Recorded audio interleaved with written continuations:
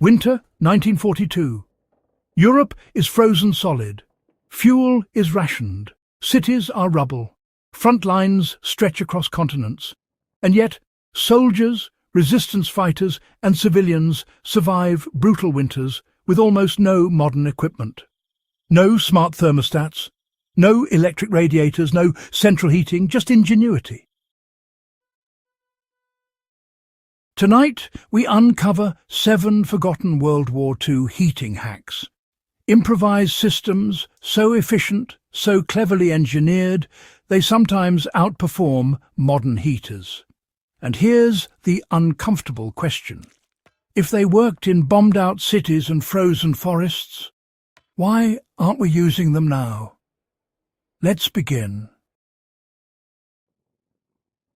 1. The trench candle heater. In the muddy, frozen trenches of the Eastern Front, soldiers couldn't risk smoke or large fires. Instead, they used something deceptively simple: a candle and a metal can. One candle, one inverted can, one tiny ventilation hole. That's it. The can traps rising heat and radiates it outward like a miniature furnace.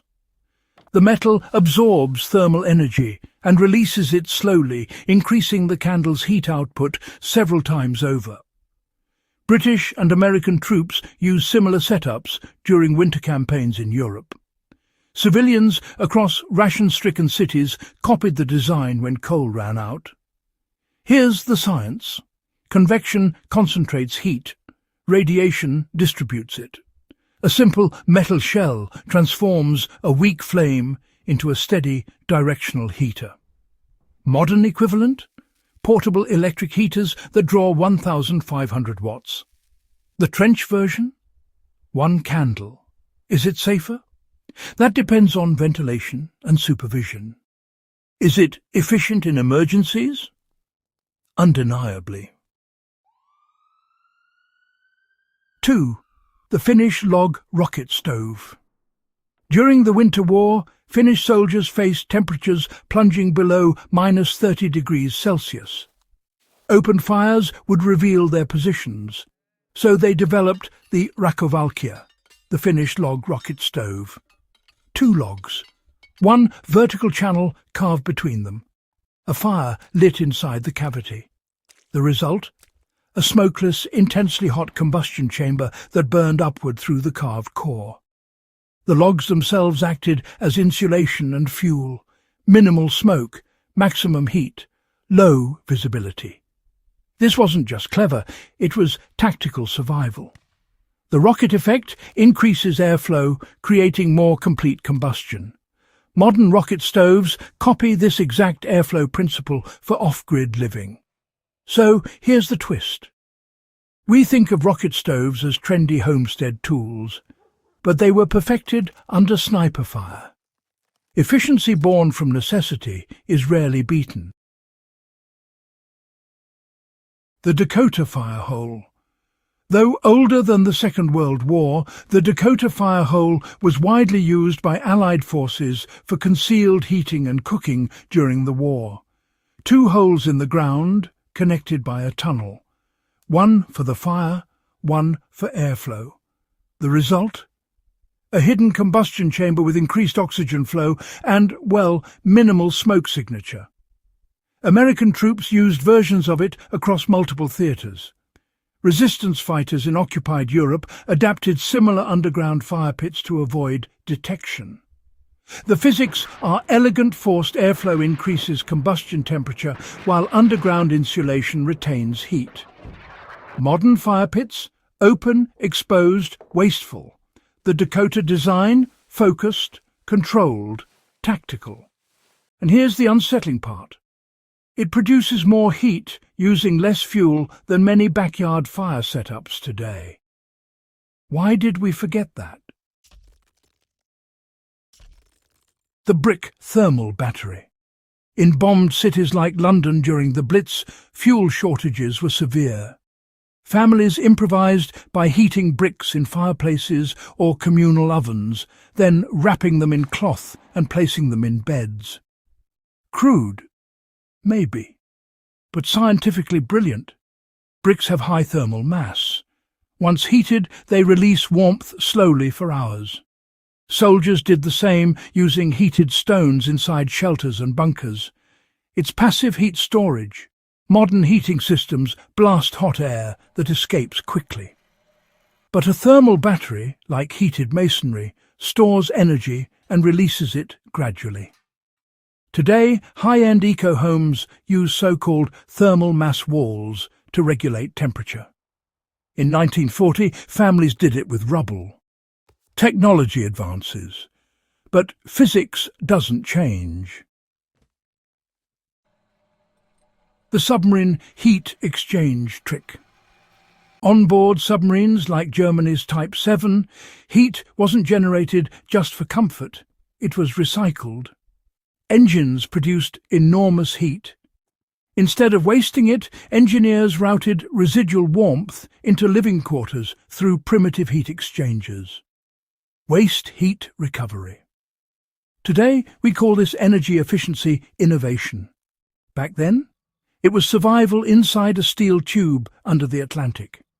The concept is simple. Don't create new heat. Redirect existing heat. Cars do this with heater cores. Modern homes with advanced HVAC systems attempt similar heat recovery ventilation.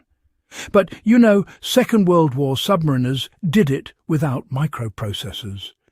Ask yourself, how much heat are we wasting right now?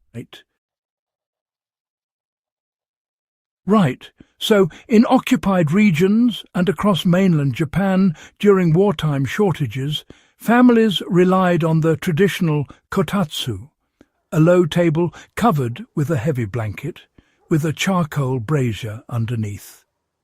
During World War II rationing, the kotatsu became more than just tradition. It became, essential. Instead of heating an entire room, you heat a confined space. Localized warmth, minimal fuel consumption. This principle, microclimate heating, is far more energy efficient than, whole house systems. Modern heated blankets and infrared panels actually use the same idea. But the kotatsu mastered it centuries ago, and wartime scarcity, it forced its perfection. Heat the human, not the air. Why do we insist on warming empty space? Across resistance movements and military units, especially in Eastern Europe, makeshift alcohol stoves were built from tin containers and fueled with denatured alcohol or homemade spirits. Small, portable, nearly smokeless, perfect for hidden indoor heating. Alcohol burns cleanly, producing minimal soot and steady warmth. These stoves could operate inside partially destroyed buildings where smoke would reveal positions. Modern camping stoves, same design.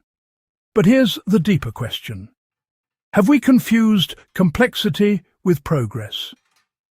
A small alcohol stove can heat a confined shelter using just a few ounces of fuel. Compare that to grid-dependent electric heaters. One requires infrastructure. The other requires, ingenuity. So, what do all 7 of these have in common? They're not high-tech. They're not automated. They don't rely on centralized grids. They are efficient, localized, tactically designed, born from necessity. World War II forced innovation under pressure unlike anything in modern civilian life.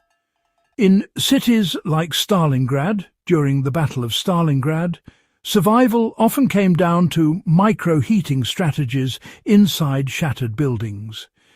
In forests, trenches, submarines and bomb shelters, heat meant life. And yet, today, we flip a switch.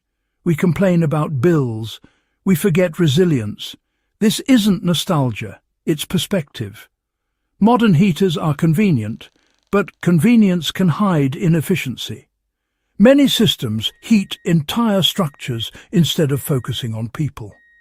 They leak energy through walls, ceilings, ducts. Wartime solutions were brutally honest. They heated only what mattered, and they worked. The next time the power flickers, or fuel prices spike, or winter hits harder than expected, remember this. Human beings have survived frozen continents with candles, carved logs, heated bricks, and airflow tunnels. The knowledge isn't lost. It's just buried beneath comfort. The question isn't whether these World War II heating hacks still work. The question is, why did we stop using them?